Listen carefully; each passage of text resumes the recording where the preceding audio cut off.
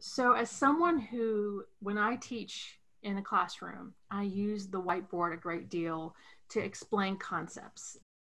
I feel like that's kind of an invaluable tool for me. So when I moved to online, I really had to find something that would work for me to help me kind of explain those very visual concepts. And I am delighted that UNCG has invested in the Lightboard technology. So to explain this technology and to really kind of tap its potential, I brought in probably the heavy user of our Lightboard technology, who has really learned some lessons and has some things that can, some best practices to share with us. So today I'm interviewing Dr. Jeffrey Kaplan in the philosophy department. Jeffrey, can you introduce yourself for us? Well, I'm Jeffrey Kaplan. I'm an assistant professor in the philosophy department. I've been here at UNCG since 2018 or thereabouts. And I started out teaching, regular in-person courses, but I've been doing a lot more online courses now. And for all of my online courses, I heavily use the Lightboard studio that they have at the UTLC in their production suite or whatever. I use it a ton. And so, so I'm a resource for that sort of thing. Fantastic. So, a lot of us have moved online in an area that we never thought we would be. And we're learning how we're having to create content in a deliberate way for our online students. So you have gone through this journey when you have had to think about creating content for your online students. Can you share a bit of what steps you took to learn this? Yeah. Well, so the steps I took were failing a bunch of times and then figuring out how to do it right. So, one quick failure is that I tried to record my regular in-person lectures and it didn't work because I make all sorts of jokes and I feed off of the students in the classroom. And I felt like with a camera there watching me when I'm in the classroom, I felt like everything that I said was on my permanent record and was going to be held against me forever. So I got very nervous and I couldn't do it. And so I realized, okay, I have to make special content for my online courses that will be just for the online courses. I can't just steal recordings of what I do in the regular classroom. So that was, I tried to record that. It didn't work. And I said, okay, I've got to do something new. So that was a failure that got me into using the Lightboard studio. And then when I started using the Lightboard studio, there was a getting to know it period where I wasn't really comfortable without having the feedback from people's faces. And it just, frankly, there was no magic trick. I just had to do it 3 or 4 times, right? You just have to try to record stuff and then you get comfortable talking when there's no one in the room, but you have the board to write on. I'll add this. When you're moving to start teaching more online courses, you have to get the right balance of using your old skills and accepting that you have to acquire new skills for this new format. So for example, I never liked PowerPoints in the classroom. I always liked writing up on the board and then pointing at something that I had just written. And then a student says something or I think of something new and I erase what I wrote and I rewrite it better. And there's just a sort of casualness to the way that you write something up on a blackboard or a whiteboard or whatever. And that was a skill and I didn't want to give that up. And the Lightboard allowed me to just keep doing that, right? So it's just a piece of glass in front of you that you write on with markers. And so what happens is that you don't have to turn your back to the audience in order to write something. And then the image is flipped digitally so that the text isn't backwards for your audience. And it looks like, I wear my watch and my wedding band on my left hand, but it looks to them in the video like they're on my right hand or whatever, because everything is flipped, But anyway, so you get to keep that skill. You get to keep the skill of writing on a board while you're talking, thinking through something, drawing a big arrow across things and pointing at something else. You get to keep that skill. But then when transitioning to online stuff, you have to give up certain other things. And so the idea of just taking an hour's worth of me talking, which works fine in the in-person classroom, it just didn't work. It just doesn't work online because the truth of the matter is if you try to watch, go to YouTube and watch a lecture in a classroom somewhere with a static camera in the corner of the room and just some person at the front, try to watch a lecture like that and it'll be kind of boring in a way that if you were sitting there in person, it would be less boring. Mm-hmm. And so you have to give up the idea that you're just going to sit. I had to give up the idea that I was just going to sit there and talk for an hour and then that was going to be it and I was going to be done. I had to do at least a little bit of editing where I cut out pauses and things like that so that it gets tighter and the video moves along and is more watchable. You know what a prime number is? A prime number is a number that's only evenly divisible by itself and 1. Is 9 a prime number? No, 9 is not a prime number because you can divide 9 by 3 and get 3, right? 9 divided by 3 is 3. That's evenly dividing 9. Okay, I think I've explained that well enough. But notice that we didn't answer this question by observing the number 9 because we've never observed the number 9. This right here, folks, is not the number 9. This is a numeral that represents the number 9. Here's another numeral. When I watch your videos, it has an effortless look to it. It looks like you're just going from the classroom to in front of the camera, but you've been on a journey learning what works and what doesn't work. And can you share a bit about what that journey's been like? Yes. The effortlessness is an illusion. That means that I'm succeeding. The journey. Well, I'm not sure if this is the part of the journey that you're asking about. So if you're asking about a different part, just make me say that. Ask about that. But part of the journey is I record the video, and when I record the video, I like fumble through the way I say something, and then I just pause and stand there in the Lightboard studio in silence for like 40 seconds. And I think about how exactly I want to say it, and then I look straight in the camera and I say it. And I say, the categorical imperative is the claim that, and then I say whatever Kant said or whatever, right? I say it right into the camera. And then after I've got that raw footage, and I cut out all of that pausing and everything. So it looks rather natural. And I just go from one idea to the next idea to the next. And every time, every phrasing is like right on. But what you don't see in the process is that I've cut out, I tried to say that 4 times and I cut all those out and I cut out all the pauses and I misspelled a word when I was writing it on the board and I don't think that's spelled right. And I look it up on my phone and then I erase it on the board and then I write it spelled the right way, right? And all of that means that, if it looks like effortless, if it looks like I just walked in the studio to produce a 20-minute or a 15-minute lecture video, if it looks like all I did was I walked in and I talked for 15 minutes and I walked out and went and got a milkshake, that is not how it worked. I recorded for an hour and 15 minutes and then I just cut out all the other stuff. And then you get a 20-minute tight video that hopefully looks like it was effortless, but actually required, some amount of effort. But you've put that effort in, and now that you have these beautifully edited videos, you plan to use them for multiple classes. Can you share how you're going to use this resource? Yeah, quite bluntly, I'm going to use it over and over again every time I'm assigned to teach these courses online for the next decade or so. So I'm putting in, many hours. It's really a lot of it is the editing of the video after, most of my time, I have to prep before I have to prep the lecture material. I reread my lecture notes.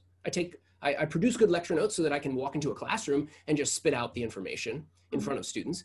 And I reread my lecture notes in the same way. And I go in and I spend an hour or something recording. And then I spend several hours editing the video. And I'm putting in all of that time so that in the future semesters, I'll just admit this to the whole world right now. In the future semesters, that lecture prep time will go from several hours to 0 hours. It will go to no time because I will use the same videos, and I'm not gonna feel bad about using the same videos year after year for several years because I've produced quality videos that are fun to watch and tightly edited, and are quality videos. And another way that I'm doing that is I realized after doing this for some time that, if I have a lecture and the lecture in the classroom would be 40 minutes long, and there's actually a 20-minute segment in there where I'm explaining some philosophical concept, like the idea of a counterexample. Okay, a counterexample is a tool that philosophers use to disprove theories.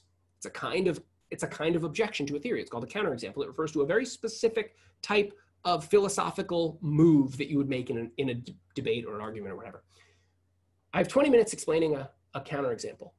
I realized, well, I have to explain that in almost all of my courses. All of my intro level courses, I've got to explain that to them at some point. So what I did was I took that part of the lecture out, recorded a special video just for the counterexample thing. And then I use that in all my courses, that same video. And so that video, that 20 minutes of an in-classroom lecture becomes, 6 minutes of tightly edited, funny, but informative video. And then that 6-minute video gets dropped into week 2 of my ethics course. It gets dropped into week 6 of my intro to philosophy course. It gets dropped into week 8 of my philosophy of law course. It's just the same 6 minutes. And that's something that I'm, that's a benefit that I'm reaping from putting in all this time and recording videos, is that I get to reuse stuff. Let me try to explain this with another example. Here's a question, and be extremely annoying and persnickety and literal when you answer this question. What is this object?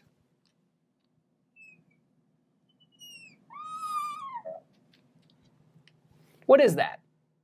It's not a triangle. No, that is a bunch of ink on a piece of glass. A triangle is a 2-dimensional polygon with 3 sides. Yeah. How are your students responding to them? Oh, they're like blown away. They're like so flattered. Well, so I get these emails from students that say things like, I've heard this from several students.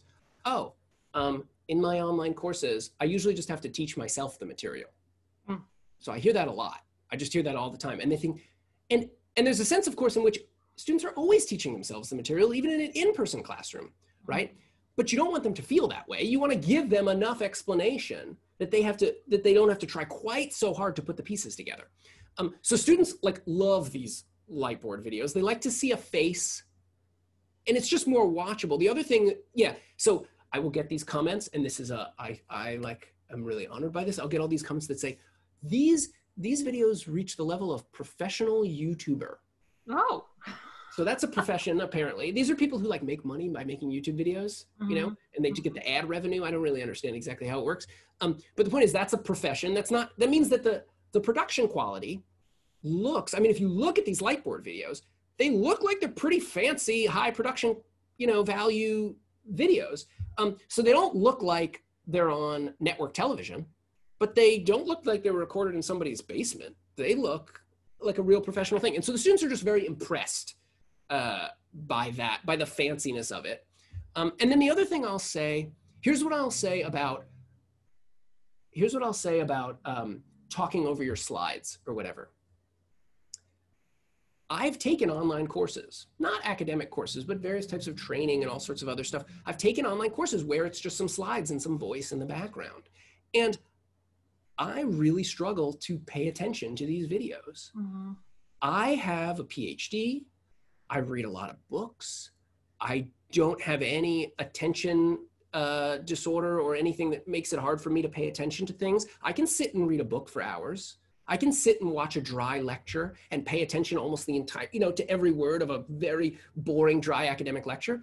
But it's really hard to sit and watch someone click through slides and talk over them. It's really hard to sit through it for me. And so when I have to take an online training like that, I desperately try to just skip to the questions on the quiz and just see if I can guess the answers so that I don't have to watch this thing.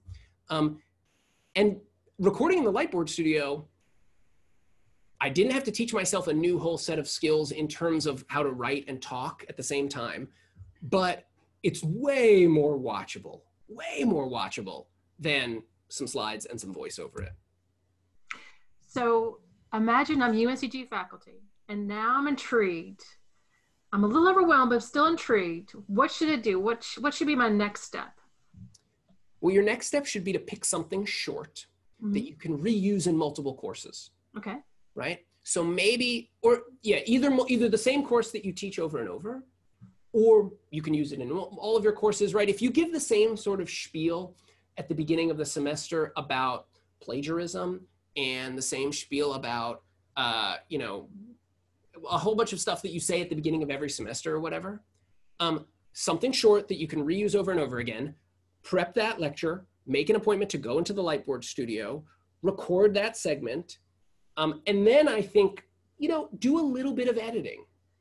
Spend 10 minutes watching a YouTube tutorial about how to use iMovie, edit it down to a nice short little thing where you cut out the pauses and that sort of stuff.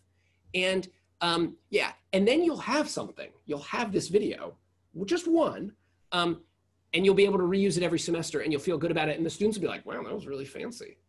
Yeah, so I would start with one thing that's short and that you can reuse in different places. And I would go into the Lightboard Studio and record it and then edit it a little, and then you'll have produced something that you can use quite a bit. Is it true?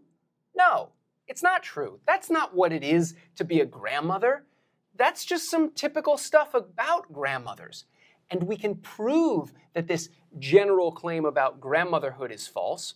And what we need is a single example, just one, that goes counter or against this general claim. So here's a counterexample to this claim.